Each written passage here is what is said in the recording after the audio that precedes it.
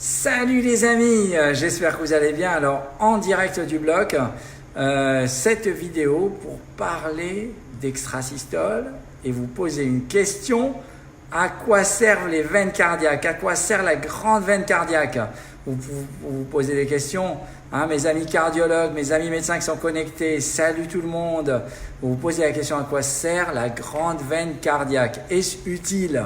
Alors, aujourd'hui, je suis avec Maël Bariou. Salut Maël. Salut. Et je suis avec Mouna Chemlal, ma nouvelle fellow qui vient de Tanger. Alors, Rabat-Tanger. Alors, aujourd'hui, je vais vous présenter le cas d'une patiente de 60 ans environ et qui a 20 000 extrasystoles ventriculaires au Holter. Alors, elle nous a déjà été adressée pour ablation. Pourquoi elle nous a été adressée pour ablation? Parce qu'elle commence à dégrader sa fraction d'injection avec la fonction systolique commence à dégrader avec à l'IRM, une fraction d'éjection qui est passée de 54% à 43% en 5 ans. Donc quand même dégradation, nombreuses extrasystoles, indication, patient déjà traité par bêta-bloquant, indication logique à l'ablation. Alors il y a 3 mois, on avait tenté l'ablation, mais pas de chance, ce traitement bêta-bloquant n'avait pas été arrêté. Alors on est arrivé, il n'y avait pas grand-chose, on a essayé de déclencher par l'isoprénaline et rien du tout. Donc on a décidé de s'arrêter là. Et puis merci à son cardiologue moderne et intelligent qui nous l'a réadressé en disant vraiment il faut que vous fassiez quelque chose, et on a repris la patiente en arrêtant cette fois-ci les bêta-bloquants. Alors, qu'est-ce que déjà ça donne comme morphologie? Et là, c'est intéressant. Regardez cette morphologie d'extrasystole ventriculaire. Vous voyez que vous avez des extrasystoles ventriculaires à axe inférieur que vous pourriez prendre pour des extrasystoles ventriculaires infundibulaires puisqu'elles ont un axe inférieur, D2, D3, AVF positif. Mais la particularité, vous voyez que tout le précordium est positif. Donc, vous suspectez que ces extrasystoles viennent du ventricule gauche. Alors, je vais vous montrer quand même cet article avec cette figure. Vous voyez les différentes morphologies possibles d'extrasystoles ventriculaires. Les fameuses extrasystoles ventriculaires infundibulaires, vous voyez qu'ils sont positifs en inférieur, mais avec une zone de transition vers V3, vous voyez qu'il y a une négativité en V1, V2, chose qu'on n'a pas ici. Et ces extrasystoles, regardez, qui ressemblent le plus, celle de la grande veine cardiaque et celle de l'anneau mitral. En fait, finalement, ces extrasystoles qui viennent de l'anneau mitral, vous voyez qu'elles sont positives dans tout le précordium, positives en inférieur et uniquement positives en D1, alors que quand elles viennent de la grande veine cardiaque, elles sont négatives en D1. Je reviens à mon ECG. Maintenant, vous êtes au top, vous avez fait la biblio, elle est positive dans tout le précordium, positive en inférieur, négative en D1. Hein? Elles viennent de la grande veine cardiaque, vous êtes prêts à être sûr de vous que ça vient de là. Alors, on est quand même parti à faire une carte du ventricule gauche. C'est-à-dire, là ici, je mets ma sonde d'ablation sur différents sites sur le ventricule gauche. Là, vous voyez mon anneau mitral qui est derrière, finalement. Merci Maël. Et vous voyez ici mon petit bonhomme qui me montre ma position par rapport, vous voyez, là, vous voyez que tout ça, c'est latéral. Ici, la chambre de chasse.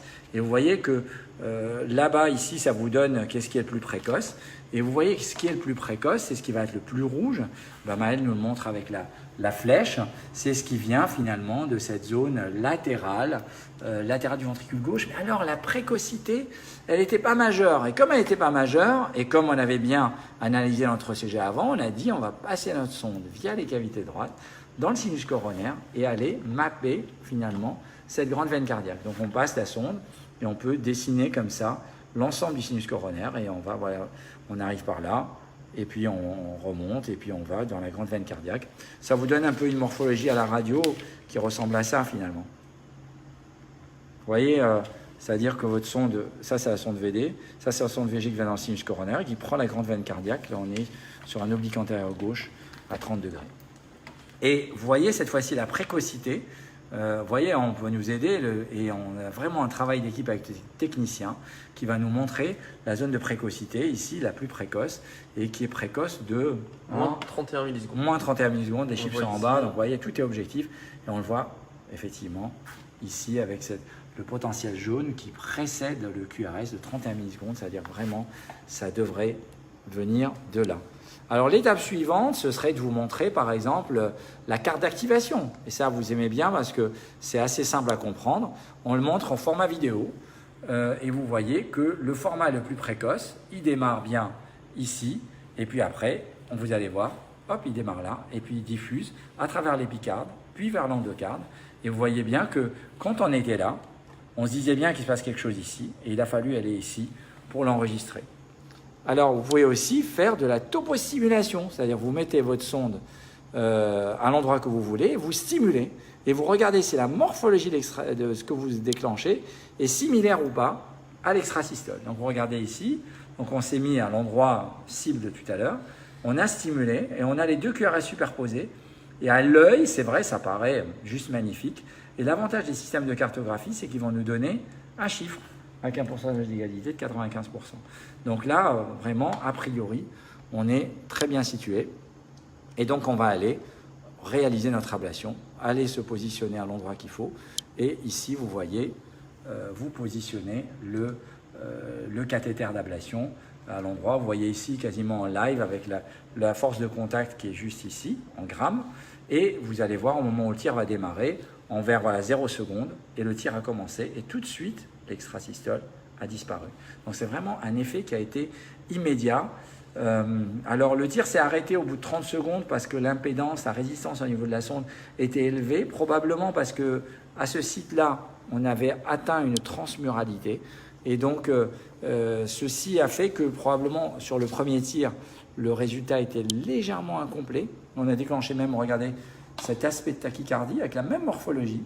Hein, ça vous rappelle le RIVA, rythme idioventriculaire accéléré qu'on voit dans les infarctus. Et puis, donc on a complété les tirs sur différents sites à ce niveau-là, avec une procédure finalement qui a duré 1h30 de pot à pot, donc pour une procédure, on va dire, plutôt de base assez complexe. Alors, quels sont les messages? Message numéro 1, d'abord, il ne faut jamais abandonner et bien analyser les procédures. Message numéro 2, bien analyser la morphologie et bien revoir après cette ECG que je pourrais vous remettre après en mode photo si ça vous intéresse. N'hésitez pas à mettre des commentaires si vous voulez la voir, je vais vous le mettre, l'ECG, pour que vous puissiez avoir ces ESV salut Wassila, que vous allez voir sur mode ESV, voir la morphologie de ces ESV provenant de la grande veine cardiaque. Et message numéro 3, c'est que, bien sûr, le cathéter est irrigué, il me demande Badr. Message numéro 3, c'est un travail d'équipe et on analyse la bibliographie quasiment dès le départ pour pouvoir gagner du temps pendant la procédure. Si vous avez des questions, n'hésitez pas, il reste quelques secondes pour les poser, mais n'hésitez pas à me les mettre en commentaire. J'espère que cette vidéo vous a intéressé. Je compte sur vous pour la partager un max, la liker un max. Et je vous dis à tous, je vous souhaite un bon été. Merci Maël, merci Mouna, et merci Didier qui n'est pas là. Et à très bientôt. Ciao, ciao.